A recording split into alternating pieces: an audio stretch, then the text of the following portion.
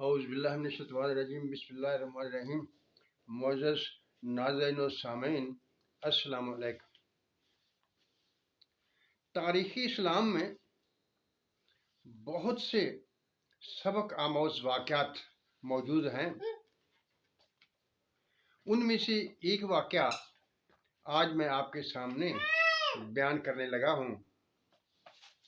وہ واقعہ فرعون کے زمانے کا ہے۔ اس کی تفصیل کچھ اس طرح سے ہے۔ جب حضور اکرم صلی اللہ علیہ وسلم معراج شریف پر تشریف لے گئے تو بیت المقدس کے جاتے ہوئے راستے مصر کے قریب ایک جگہ سے حضور اکرم صلی اللہ علیہ وسلم کو بہت اچھی سی خوشبو آئی، تو آپ نے جبرائیل سے پوچھا کہ یہ خوشبو کیسی ہے؟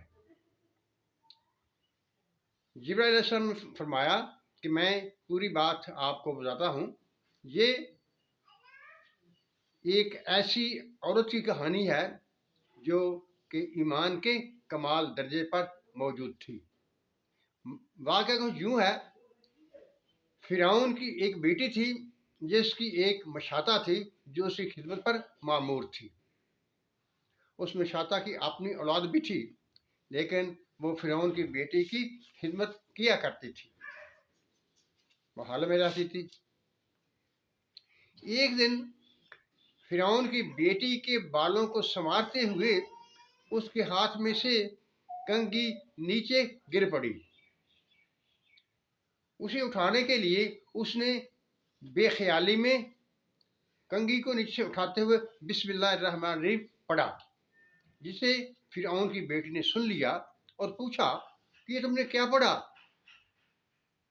کیا تم میرے باپ فرعون کو رب نہیں مانتی ہو؟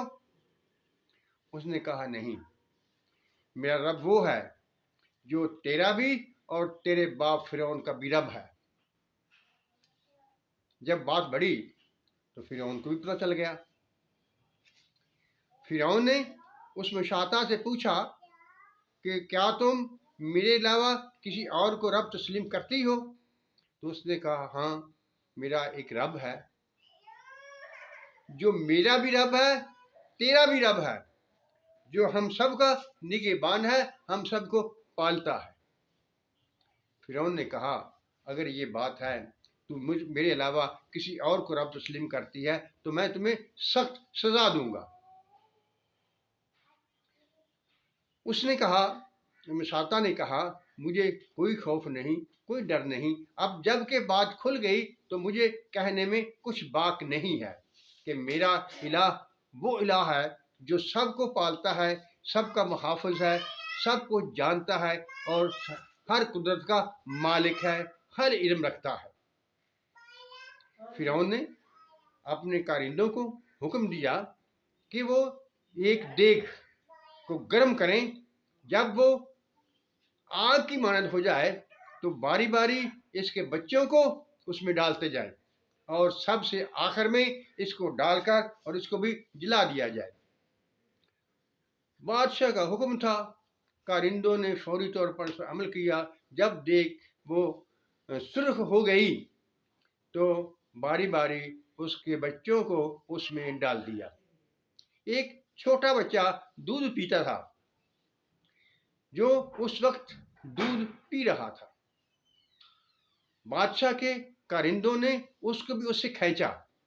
جب انہوں نے کھینچ کر پکڑا اسے تو اس عورت کا دماغ گھوم گیا۔ پریشانی کی وجہ سے اس کا حوصلہ پست ہونے لگا، کیونکہ بچوں کی تکلیف برداشت نہیں ہوتی، لیکن وہ عورت پائے کے ایمان والی تھی۔ اسی وقت اللہ تعالیٰ نے اس بچے کو قوت گویائی عطا فرما دی اور وہ بچہ کہنے لگا ماں پریشان نہ ہو، تم صابر قدم رہو، اللہ خوب کرے گا۔ جب اس بچے کو بھی ڈال دیا، وہ بھی جل کر راکھ ہو گیا، تو اس کی باری آئی۔ جب وہ کرندے اس عورت کو اس دیگ میں ڈالنے لگے تو اس نے فرعون سے ایک التجا کی، کہنے لگی اے بادشاہ، میری ایک درخواست ہے کہ ہم سب کی ہڈیوں کو ایک جگہ دفن کر دینا۔ اس کے فرعون کے کارندوں نے اس کو بھی اس دیگ میں ڈال دیا، وہ بھی جل کر راکھ ہوئی، اور فرعون نے ان سب کی ہڈیوں کو ایک جگہ زمین میں دفن کر دیا۔ یہ خوشبو ان کی ہڈیوں والی قبر سے آ رہی تھی۔ اللہ تعالیٰ ہم سب پر اپنی رحمت نازل کرے اور ہمیں اپنی تاریخ اسلام کو پڑھنے اور اس سے سبق حاصل کرنے کی توفیق عطا فرمائے۔ اس واقعے سے اس بات کا پتہ چلتا ہے کہ ایمان ایک ایسی نعمت ہے، جب وہ حاصل ہو جاتی ہے تو پھر اس کے سامنے تمام نعمتیں کم تر ہو جاتی ہیں۔ دنیا کی زندگی کسے پیاری نہیں ہوتی؟ ہر کوئی دنیا کی زندگی سے پیار کرتا ہے اور اس کی دنیاوی چیزوں کی آسائش کو حاصل کرنا چاہتا ہے، لیکن جب ایمان دلوں میں راسخ ہو جاتا ہے تو اس کے سامنے یہ دنیاوی نعمتیں کچھ حیثیت نہیں رکھتی، بلکہ وہ خدا کی رضا اور جنت کی آسائشوں کا خواہش مند ہو جاتا ہے اور اس کے مقابلے میں کچھ پرواہ نہیں کرتا۔ آخر میں میری دعا ہے کہ اللہ تعالیٰ ہم سب کو ایمان پر قائم رکھے اور اللہ تعالیٰ ہمیں آزمائشوں سے بچائے، کیونکہ ہم آزمائشوں کو پورا کرنے کے قابل نہیں ہیں، ہم کمزور ہیں۔ زمانہ ہی ایسا آ گیا ہے کہ ہم کمزوریوں کا شکار ہو گئے ہیں۔ اللہ تعالیٰ ہم سب پر اپنی رحمتوں کی بارش کرے، آمین۔ اللہ حافظ۔